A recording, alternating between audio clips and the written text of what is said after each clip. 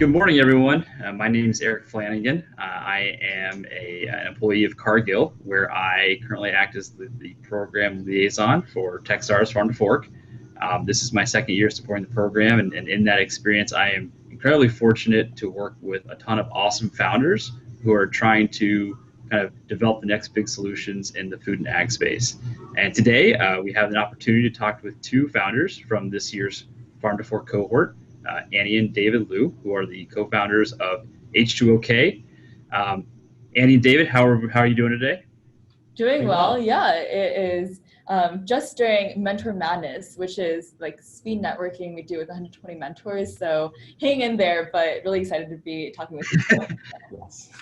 Yeah, no, the Techstars program is a whirlwind, and I remember from last year seeing how the founders work through Mentor Madness. So I appreciate you all having both the availability and the energy to participate in our conversation about your founding journey.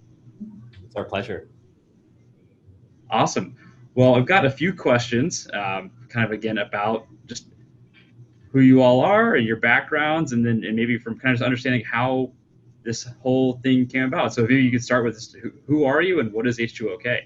Yeah, so I think I can get started. I'm Annie, co-founder, CEO of H2Ok Innovations. A little bit about me: I just finished my second year at Harvard University studying econ and CS, but stopping out to work full-time on H2Ok, which is super exciting. That I get to finally work full-time on this and have a bit of data science, venture capital consulting background, work for a major early stage investment firm called Pear VC, and handle most of the business development, strategy, and sales side of H2Ok Innovations. Awesome. And my name is David. I'm the CTO and co-founder of H2Ok Innovations. I just graduated from Brown University, studied chemistry and computer science. Have quite a bit of research background, worked at various national labs and university institutions. Also worked in industry at Boeing and Valor Water Analytics, a data analytics company for water. Passionate about the environment and handle a lot of the product development side of the company. And also, fun fact, we're siblings. Yes. So David's my older brother by 2 years, but yes. Yeah. Yeah.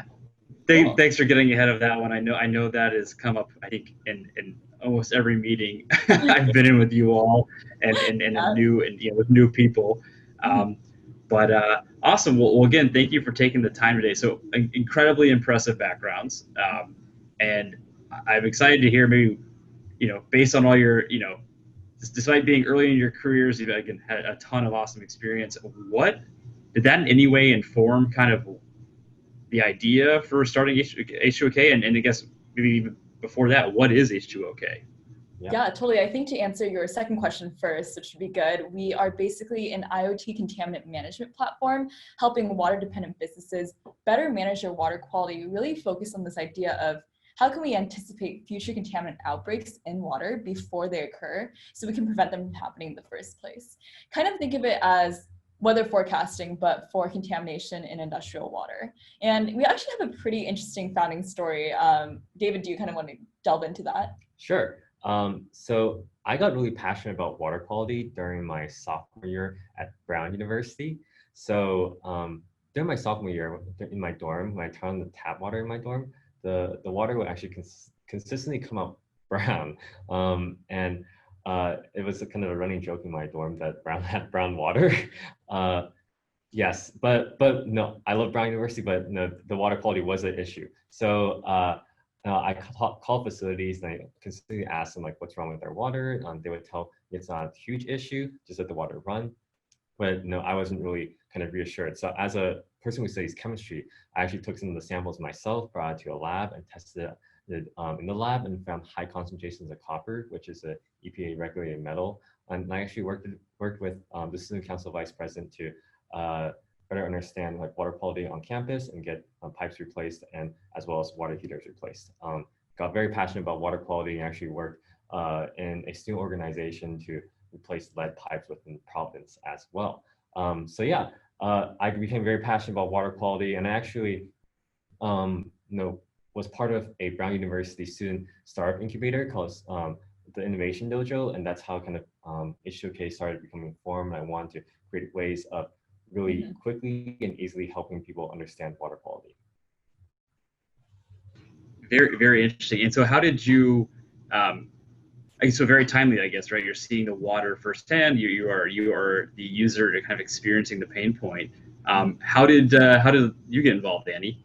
Yeah, so it's kind of funny because while David was experiencing this, I just started college, and there's this really zany tradition at Harvard where everyone has to jump off the bridge into the Charles River at least once in our time there. And I remember watching my friends do that and thinking, like, becoming absolutely appalled because the water was so incredibly contaminated, and thinking, why is this such a big issue? And as I started researching more into it, realizing that harmful algal blooms and cyanobacteria was like a big cause of the water contamination in the Charles River. And meanwhile, my brother just said he was working. My brother was working at basically a microbiome lab in Brown, imaging like bacteria, and it was a super like labor-intensive process. And we started talking about it, then thinking, how can we use tech and specifically like machine learning to better monitor our water quality? And that kind of was the birth of our first product, Phone Scope, which I can talk about later. And then from there, pivoted a lot, and then back and forth to different topics and areas. And now we finally landed on our final product. That's awesome. So oftentimes it's what's one thing, I guess, to have the idea or recognize the challenge. What was the motivation for while you're in college actually pursuing this, right? You've got classes, you've got social lives, you've got a million things going on. Why then? Yeah, I think for me, I really discovered that as I was particularly in my environment and being surrounded by my peers, most of them were going to like finance, consulting, Wall Street, or like software engineering. I realized that I wanted to pursue a startup because I cared a lot about water quality issues, and I saw this as a really big problem that needed to be solved. I cared a lot about social impact and wanted to see innovation in specifically the clean tech space in the face of our climate crisis, and allowing us to better understand how our water changes and just better understand our water overall in the face of climate change, right? And so I became really passionate in these larger issues and realized that I wanted to have my own agency and being able to dictate the work that I was doing, meanwhile solving like a really important issue that I care a lot about. And so that's kind of what prompted me to start pursuing H2Ok Innovations really seriously, and then stopping out because it just was something that was really important in my life personally. Yeah, definitely. And like echoing a lot about what Annie just said, I think just I was very driven and passionate about water quality. The microbiology lab that I was working in, the postdoc that I was working under, he was also originally from Kenya, and he studied a lot of water quality issues, and we would always have conversations about this, trying to think of ways of helping be able to analyze and see the contaminants within our environment and help produce low cost and easy to understand technologies and methods of screening and understanding our water quality in our environment. Mm-hmm. No, it's funny.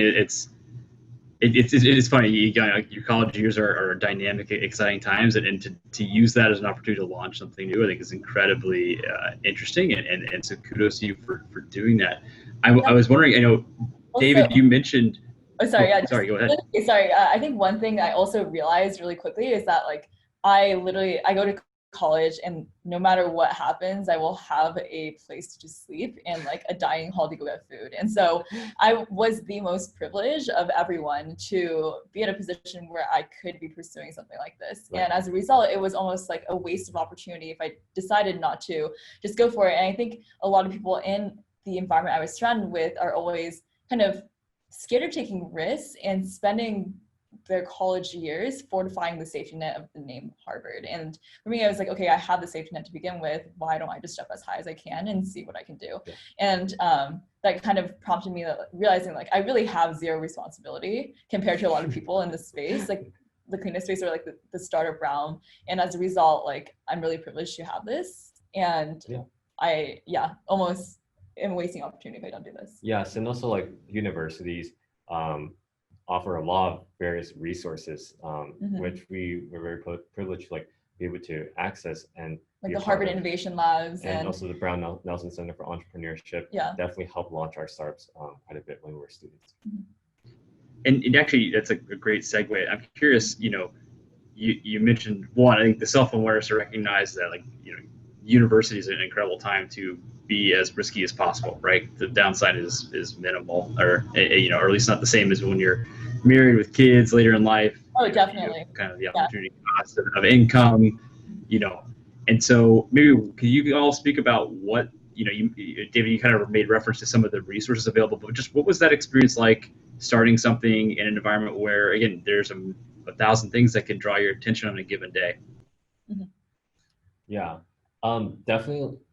I feel like we were both very passionate about this problem, water quality, and we wanted to find solutions to kind of tackle this issue. And a good thing about universities is there are a lot of professors, a lot of resources to help, where you can help have these discussions and bounce ideas off of others and off your peers and off like your mentors. Yeah. And there's also like a lot of libraries and resources, like I said, the entrepreneurship centers within both our universities where we could go to access resources.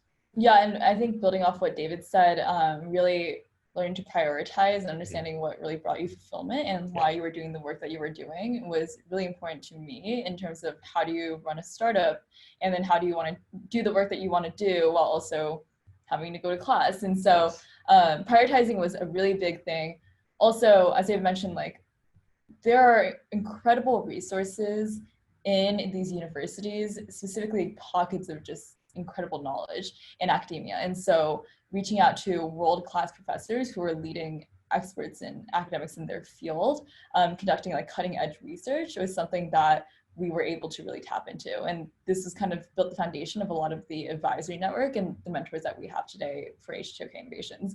Yeah. So I think never failing to recognize that, like, we did, or we played the student card a lot, and we still do, even like when getting or trying to like find papers or like reach out to like to do competitive landscape, like understanding we always like play a student card is like a really powerful tool. And so, or like even just informational meeting, like understanding what spaces look like and like what market opportunities look like, and like it's really powerful just being able to be in a position that we're in. So like really good for that. Yes, the EDU like kind of email does help a lot.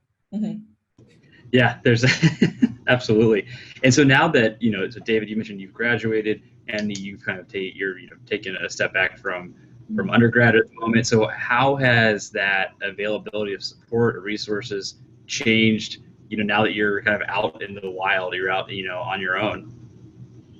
Oh, I definitely think that Techstars specifically is such an incredible resource. Right. And so at least for David and I, like, David just graduated, I just stopped school. And so it was really a seamless segue from the student resources that we had and like the free lab space and the free wet bench and everything to like full on Techstars. These are all the mentors. You're meeting with a bunch of people from Ecolab or a bunch of people from Cargill, and like, okay, this is ready to take it to the next level. And so like, although we are really grateful for having like the support that we've gotten in the past, this is completely like a game changer for where H2Ok is headed, and for David and I personally. Yes. Because when you are running a student startup, you are kind of still a lot of times viewed as kind of a project, but now that we're outside of school and working full time, it's actually become a startup and become a real thing. Yeah, no, it's a huge step. And so maybe on hopefully a lighter note, so brother and sister, co-founders, what has it been like starting a company with family? Good question, Eric. So it's really funny because I actually consider working on this with my brother and our sibling relationship as one of our biggest assets of the company, because we are incredibly complementary in our skill sets, and we have natural divisions in terms of the ability, the skill sets that we have. And as a result, you don't really find stepping on each other's toes like happen that much within H2Ok Innovations. So being able to foster this really special bond allows us to be incredibly frank with each other about how specifically we are feeling, and how or like criticisms for constructive or like sometimes non-constructive, to be honest, criticism about like the other person, and just be really transparent and fully understand that like there is trust here, because there is like a blood relationship, and like neither of us are going to be leaving because we're like siblings and like co-founders, right? And so it's really funny though,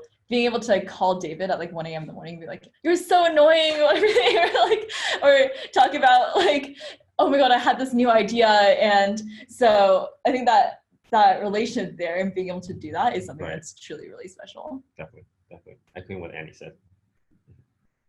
And so yeah, I can imagine that ability to be candid, to have frank conversations. That's huge, and that's something that I know in just seeing the Techstars program. I mean, in myself, firsthand, it's you don't have time for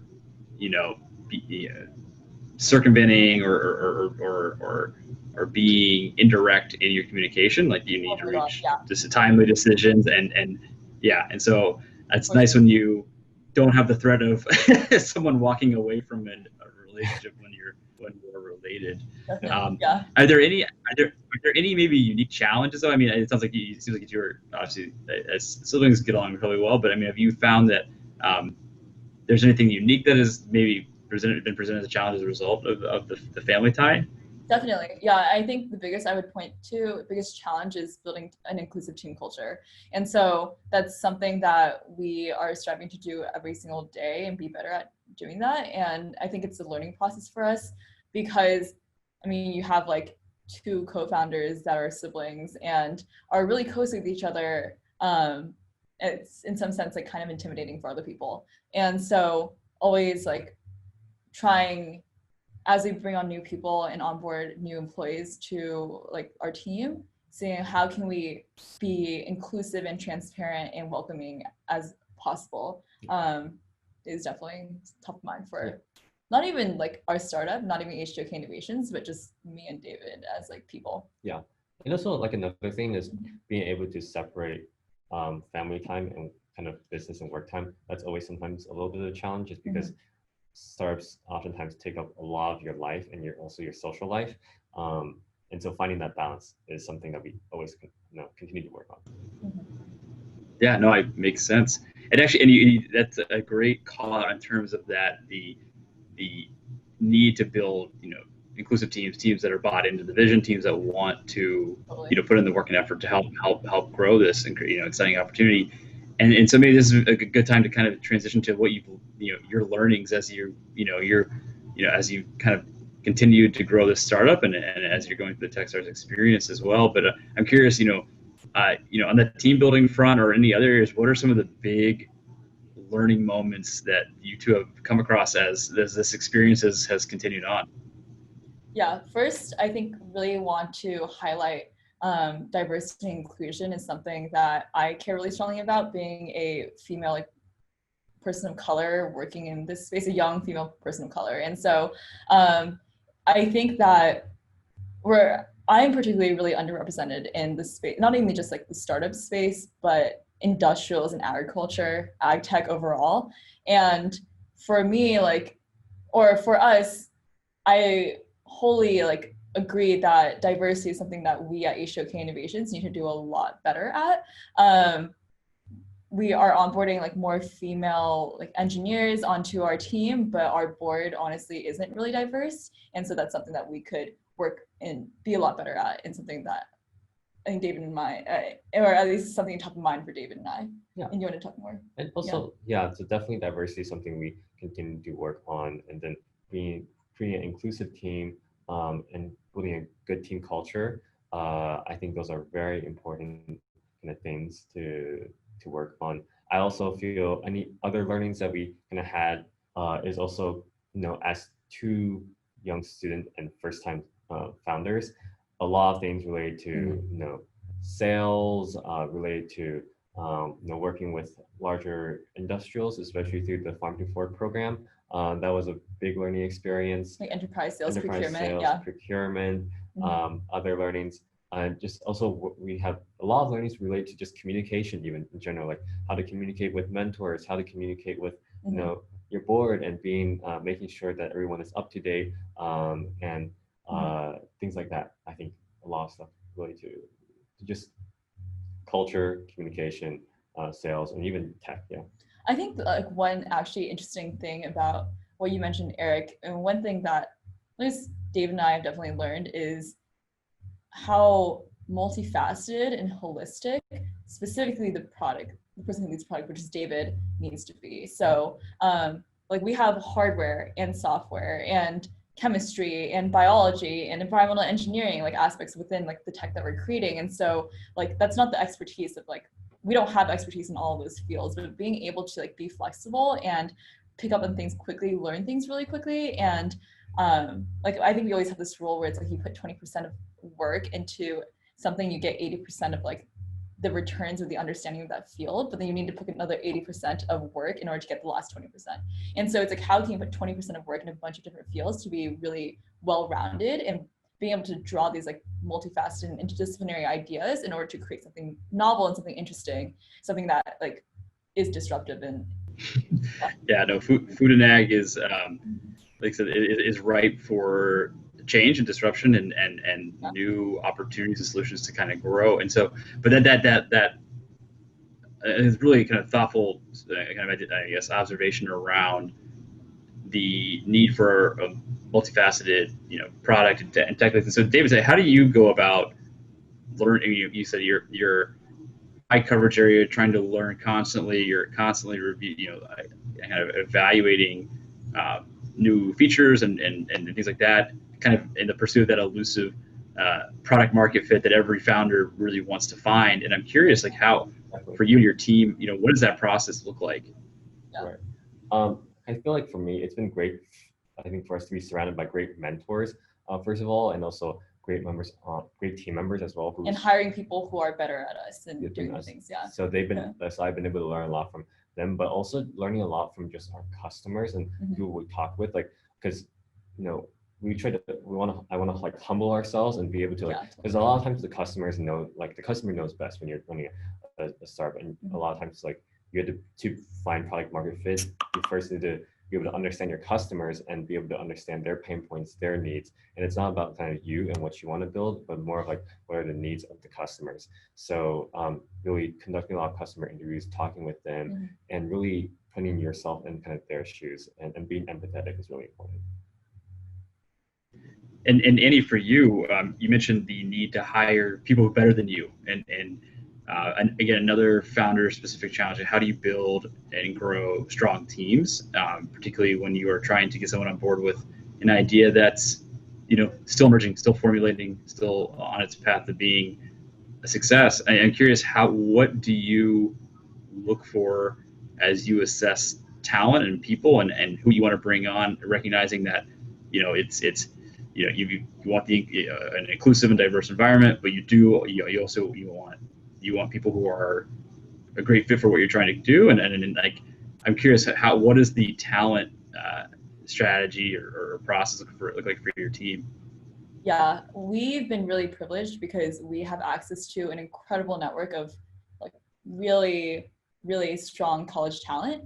And as a result, being able to tap into just the networks that we are engaged in as like college students has been really helpful in hiring people. And so I think one thing I specifically look for when hiring like engineers and hiring like biz dev people is, some people don't work well in a startup environment that is extremely agile and where feedback is extremely transparent, almost like radical transparency, right? And so like being able to see a person, understand like this, and selling like the team culture of a startup, being like you get full autonomy really over the work that you're doing. You can create whatever you want to and like have ownership over that. You can actually see the work you're creating like implemented into the field, and like this is a much more rapid process than if you were to work for like a Fortune 500 company, and it's much slower and it's much more bureaucratic and much more red tape. And so being able to sell these different aspects of like, this is the advantages of working in a really agile environment where you can grow and teach yourself and have a lot of self-guidance every day, is something that we like look for in people. So if they don't really fit well within this agile environment, I think that shows that like this might be like not really a great of a fit for a company. And I also think that someone who has really interesting and innovative ideas, who again, like as I mentioned, is really good at what they do, but also very holistic and interdisciplinary is important to us, because our tech is so is at the crossroads of so many different disciplines, right? Additionally, just having a hunger for improvement and never settling is something that I care a lot about. Someone who, again, has a lot of interesting ideas is really hungry to turn those into a reality and actually self-motivate and self-guide, and teach things that they might not know right now, but hungry to read papers and understand more about biofouling accumulation or other specific niche aspects about tech is something that is important to us. Yeah, definitely. And I like to reiterate what Annie said, a lot of skill sets and characteristics are very important, but we also look a lot at just team culture and knowing that you can fit inside the team culture, because even if you have the best skill sets, if the person doesn't fit within the team, it's oftentimes better to have someone who fits in the team and is driven with the same vision. I think what would be best to discover team culture is very much no wasted time, no unproductive meetings. Very much meet as much as you want and we need to, and otherwise schedule things individually, and we're together as a team working together for our weekly goals, obviously cohesive as one unit, but also you have a lot of ownership over the work you're doing, and you're hungry to do more and hungry to build more is I guess a good encapsulation of the environment at H2Ok. No, that sounds like a great culture for building something great, and so I appreciate you providing the kind of the candor around what the H2Ok environment looks like. So we have a couple minutes left, and so maybe we can transition to the lightest topic of the day. But so you recently relocated to the Twin Cities for the Techstars program. I'm just curious to hear what's your initial impression of the area, and what are you looking forward to experiencing while you're here? Yeah, so David and I were both born and raised, I was born and raised in the Bay Area in California. So yeah, we were both raised in California, and then we both went to school in the greater Boston area, and now we're both permanently, or for an extended period of time, here in the Midwest, which is super exciting for the first time in our lives. And I love it here. We are in St. Paul, Minnesota, and it's a lovely city, very different than anything I've experienced before, but always love to learn more cultures, and I think this Midwestern culture is really lovely. And yeah, my favorite part are the skyways, because actually when I first got here, I was like, wait, where are all the restaurants? Where's all the food? Where's all the food? And then we realized, oh, everything's on the second floor on the skyways. That the second floor is actually the first floor. Yeah, I think that was really interesting. Yeah. Yeah, I'm a transplant as well, and the skyways, particularly the first winter, and I know with the program going into December, you will experience winter here. End up being a great asset to have. And so you've got a couple weeks left, and we're I guess in week 3 of the program. You've got another 10 more weeks. What are the big what are the big boulders? What are the things you're hoping to accomplish while you're here? Yeah, so I think a big part of where we're at right now is, as I said, or as you said, Eric, figuring out product market fit. I think that's a golden question that everyone is trying to figure out right now. And so really hungry in doing that. And it's been great being able to meet a lot of different mentors of incredible diverse backgrounds, being able to brainstorm, bounce off ideas, and figuring out what do we want our go-to-market strategy to be, what do we want to tackle as a beachhead market. Having initial traction in the past, and having a lot of enthusiastic people using our tech, but then thinking about how can this be applied, and assessing market opportunity, and specifically industrials, is something that is top of mind for us. So yeah, product market fit is the big challenge right now. David, you want to talk about anything else? Yeah, the biggest boulder, I think, really figuring out and focusing on our first application and first go-to-market strategy. Yeah, but just really grateful to be here at the program, Techstars Farm to Fork, and being surrounded by such incredible and established corporate partners, and potentially engaging with them to see where we could be the most helpful and also help us go to market is something that we're really excited about. Just overall, I think the mentality is that we're really hungry to win. And so really grateful to be here, to be surrounded by such incredible resources and being able to do that. Right, and the incredible mentors, and Brett, the managing director, he is amazing. Brett, just the whole team, you, Eric, and John also from John, Ecolab, yes, also just all the other people in the cohort. Yeah. And having this camaraderie is really great. And being able to call up someone else like Martha from Ag Tools and being like, let's talk about, I'd love to learn more about your advice in enterprise sales. And it's just really great being part of this community and this family. Yeah, well, and we're excited to have you in the cohort this year. Like I said, like you alluded to, it's a great group of teams.